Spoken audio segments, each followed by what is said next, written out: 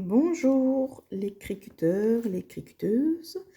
Donc, par rapport à la carte pour mettre les supports en porte-clés que vous avez vu avec le motif pour les maîtresses, voilà comment, je vais vous expliquer un petit peu comment faire une petite carte avec du print and cut. Ce qu'il faut savoir, c'est qu'avant de faire le print and cut, vous allez ici sur les 3 petits traits et vous faites le calibrage. Vous venez ici faire impression puis découpe. Vous calibrez votre imprimante afin d'avoir le meilleur résultat possible. Si vous ne faites pas ça, vous n'aurez pas de belle découpe, ce ne sera pas optimal. Donc voilà. Alors, dans un premier temps, je vais faire ça sous forme simple et rapide.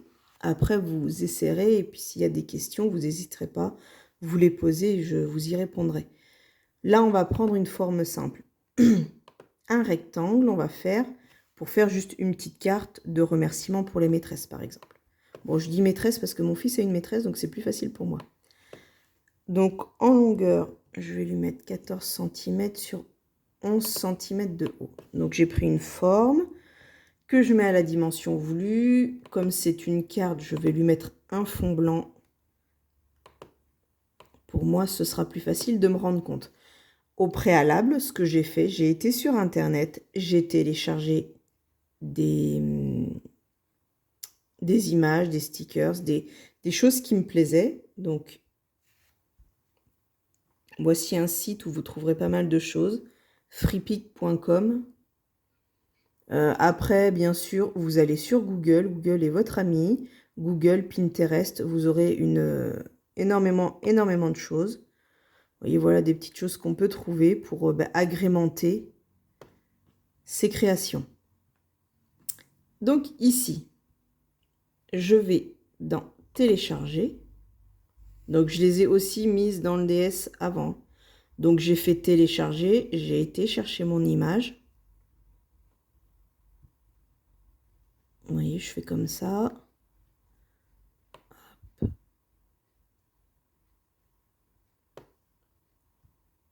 Je prends l'image.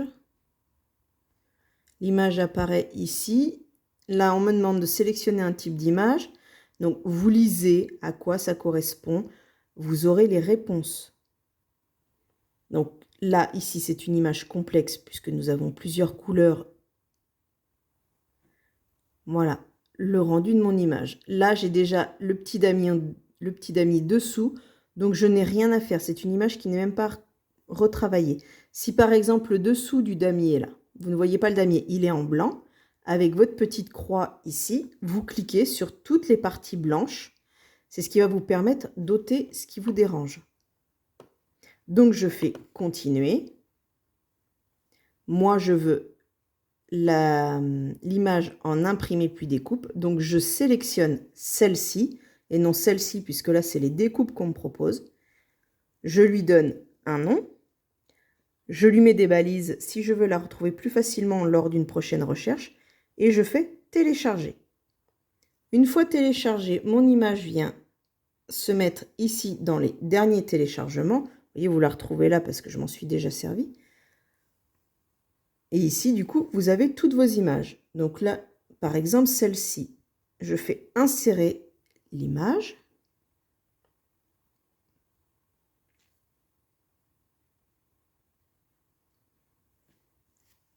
Donc là, on voit qu'il y a le petit triangle ici, que mon image est bien imprimée puis découpe. J'ai le triangle car nous ne pouvons faire des images qui font 17 cm,145 ou 23,495 cm. Le print and cut avec Cricut ne peut pas être au-delà. Bon, nous, ce qui est bien, c'est que ça va être beaucoup plus petit. Je diminue mon image.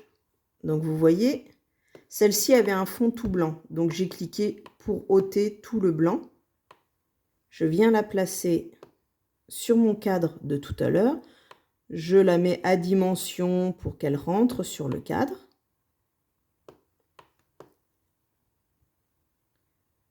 Je la centre pour que ce soit bien harmonieux et mieux fait. Et je vais venir lui mettre un petit texte. Donc, comme vous faites d'habitude, je tape mon texte.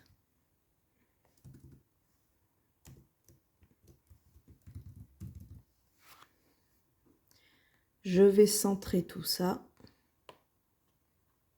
Lui trouver une police. Alors là, vous faites, voilà, c'est comme vous avez l'habitude de faire pour n'importe quel travail. Hein. Vous mettez des choses qui vous correspondent, vous faites une mise en page. Donc là, étant donné que c'est très séparé, je vais diminuer l'espacement. Alors, ne pas hésiter aussi à passer avec des chiffres en négatif, autant dans l'espacement des lignes que des lettres. Ici, l'espacement des lettres, je ne vais pas y toucher.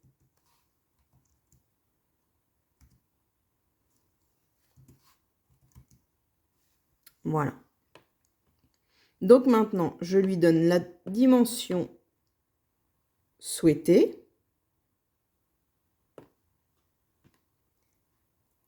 Ce texte, pour le moment, par défaut, à chaque fois que vous faites quelque chose dans le Design Space, c'est en découpe de base.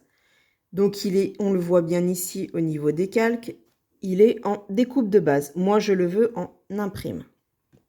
Donc, je vais dans Opération, je descends sur Impression puis découpe. Et là, je vois que mon texte est passé en impression puis découpe.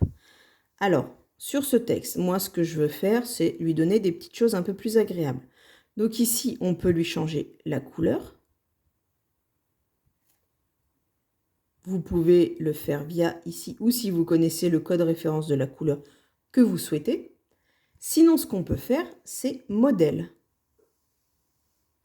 Et dans les modèles, donc on a plein de petites choses. Donc c'est aussi ce qu'on appelle les papiers digitaux. Vous pouvez en importer.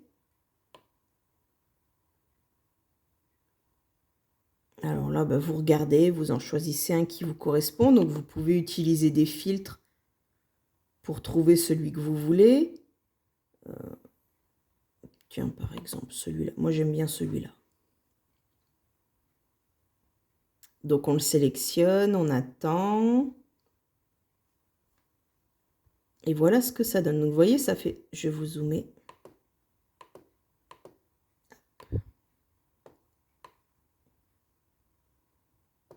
On a plein de petites couleurs qui apparaissent. Ça fait un dégradé, si vous voulez. Et à l'impression, c'est très, très joli. Ce dégradé, on peut aussi jouer un petit peu dessus. Dans modifier le modèle. Donc vous avez l'échelle qui est à 100. Donc on peut... Je ne sais pas si vous voyez. Ça se change un petit peu. Si je sors, ça fait des... On le voit mieux à l'œil nu. Là, je ne sais pas si vous le voyez bien. Ça modifie un peu mon modèle. C'est-à-dire que si vous avez par exemple un modèle avec des rayures, des petits pois, vous pouvez affiner ou grossir le nombre de petits pois que vous voulez. Bon, je vais le remettre en 100 parce que c'est quand même ce qui avait l'air d'être le plus joli. Vous pouvez lui faire des modifications horizontales, verticales. Si c'est un motif, vous pouvez le tourner. Vous avez les symétries. Voilà. Vous avez encore plein de petites choses à faire. Donc voilà, j'ai mis ça. Et puis, je vais dessous mettre le nom de l'élève.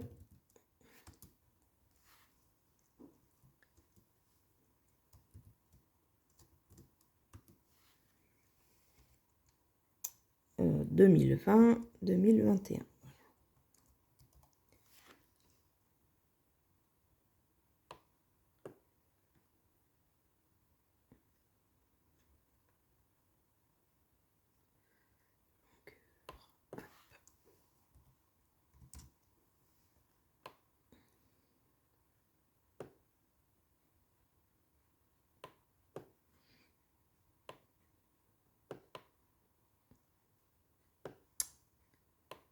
Hop là, j'avais perdu mon dessin.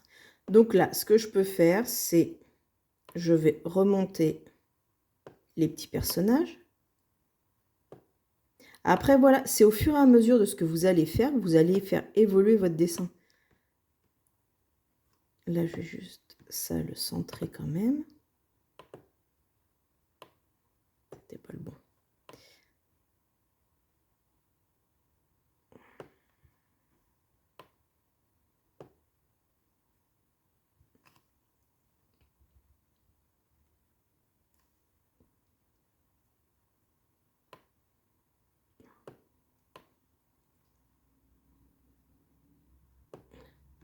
Et comme mon fils aime beaucoup le rouge, donc comme tout à l'heure, je viens le remettre en impression. Pardon. Bon, vous pouvez aussi, on peut aussi le mettre en rouge tout de suite, par exemple. Là, c'est comme ça. Voilà, vous voyez, ça fait une petite carte très simple, avec très peu de choses, mais tout de suite qui peut faire son effet. Vous voulez l'imprimer, vous sélectionnez tout. Je viens en bas, ici, et je fais aplatir. Je n'ai plus qu'un modèle.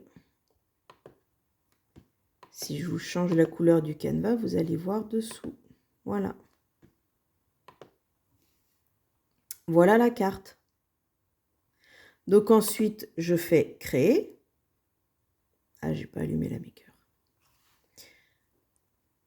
Vous faites créer. Donc, on va vous proposer l'installation de la feuille sur le tapis, comme pour n'importe quoi, hein, ce que vous faites jusque-là.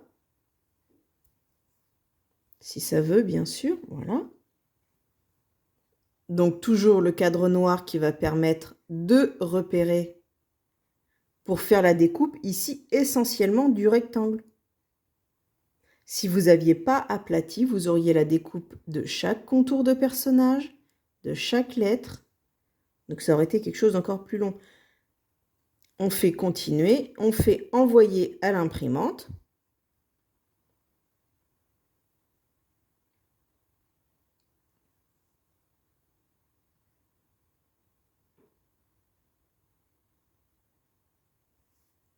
Donc, vous avez ajouté un fond perdu. Donc, le fond perdu, c'est par exemple si vous voulez, par exemple, vous auriez voulu découper juste un petit personnage. Ça augmente la grandeur du personnage avec, ça grossit les pixels tout autour.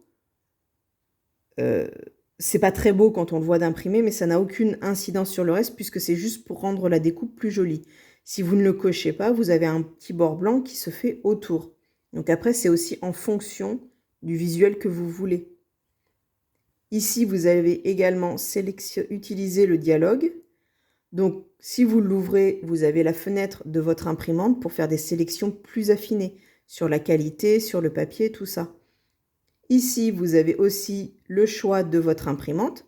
Si vous n'avez pas d'imprimante ou que vous voulez faire quelque chose d'exceptionnel et une très très bonne qualité d'impression, vous pouvez, avec le Microsoft Print to PDF, l'enregistrer sur votre ordinateur.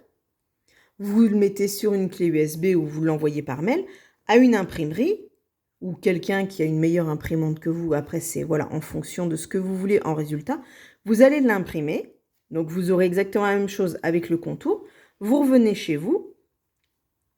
Vous faites déjà imprimer, puisqu'on peut avoir aussi la petite notion déjà imprimé. Vous dites que vous avez déjà imprimé à votre maker le projet. Vous installez la feuille sur un tapis de transport. Vous mettez le grammage de votre tapis et vous envoyez à la découpe. C'est des choses qui peuvent se faire si vous n'avez pas d'imprimante. Donc, je ne fais pas imprimer, sinon elle va me l'imprimer. Donc, voilà, j'espère que ça vous aura servi. Là, je vous ai montré quelque chose sur très simple. Si vous voulez mettre plus d'images, plus de choses, c'est pareil, vous augmentez, vous mettez toutes les images que vous voulez et vous faites aplatir au final. Voilà. Eh bien, écoutez, je vous souhaite de belles réalisations, de beaux projets, en espérant pouvoir en voir bientôt sur les groupes de Facebook ou ailleurs. Et puis, je vous dis, si vous avez une question, si vous avez quoi que ce soit, vous n'hésitez pas à poser la question dessous la vidéo et je me ferai un plaisir de vous répondre. Merci.